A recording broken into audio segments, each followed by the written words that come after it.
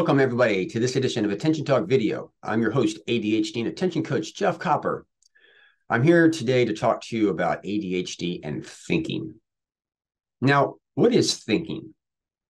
You have thoughts like, oh my God, it's hot.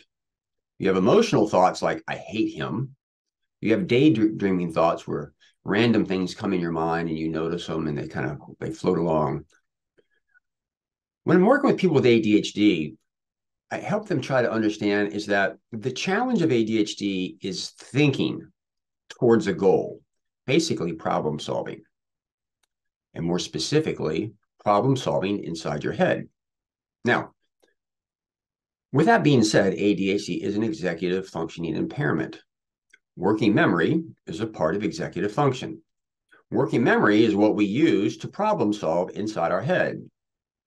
If you want to know a lot more about working memory, all you have to do is go into YouTube, type Attention Talk Video working memory. I've got lots of episodes on this particular topic.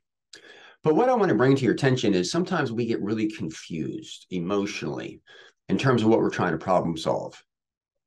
I've done some videos on this, but people will say, I have trouble with time blindness.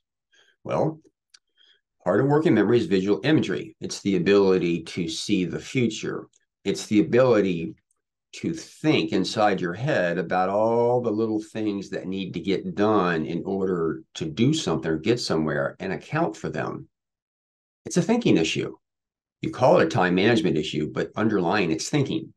Now, you might use a clock or some notifications to remind you, but if you don't really think about how that would interact, because all too often you have a bunch of alarms or notifications that are coming in all at one time, and it's overwhelming, and you're not able to do that. So the point really is while those things are tools to support the thinking process, if you don't acknowledge ADHD or time management really comes down to a thinking issue, and you don't make the thinking easy, I think that you're going to struggle with time management. Another one is a plan. When you write out a plan, you've produced a plan, but plans basically are thinking, trying to identify in your mind all the things that you have, hold them, sequence them, and try to determine the order of them over time. Again, it's thinking. All too often, people with ADHD look at the plan as if it's doing it. Classic example is, I need to write a blog. Well, that's my goal, and my plan is to do it on Thursday. Thursday comes and goes, and they don't end up writing the blog. Why? Because they didn't think, well, I know I need to write a blog, but I don't really know what to write about or what would be popular or how I should write it in such a way that it would be popular. Because that's so effortful, you end up escaping and calling yourself a procrastinator.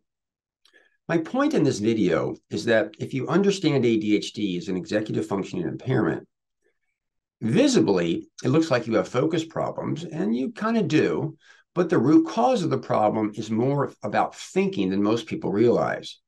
The idea really is if you want to move forward, you got to look at something and say, how can I make the thinking easier? Make the thinking easier. You might actually do the thinking. You might execute the item. You actually might get it done. If you ignore the thinking part, then you'll find yourself putting it off and you won't get it done. So, at the core, if you really think about it, the elephant in the room, ADHD is very much of a thinking impairment. Now, you are as intelligent as everybody else out there. The difference is thinking inside your head versus outside your head. That's why you're supposed to put calendars up and you're supposed to put to-do lists and all that type of stuff. So I hope this has given you pause to think about thinking and how thinking is really a huge impairment and the root cause of a lot of the underlying problems. If you're new to the channel, please hit subscribe. If you're an existing person, what are your thoughts on thinking?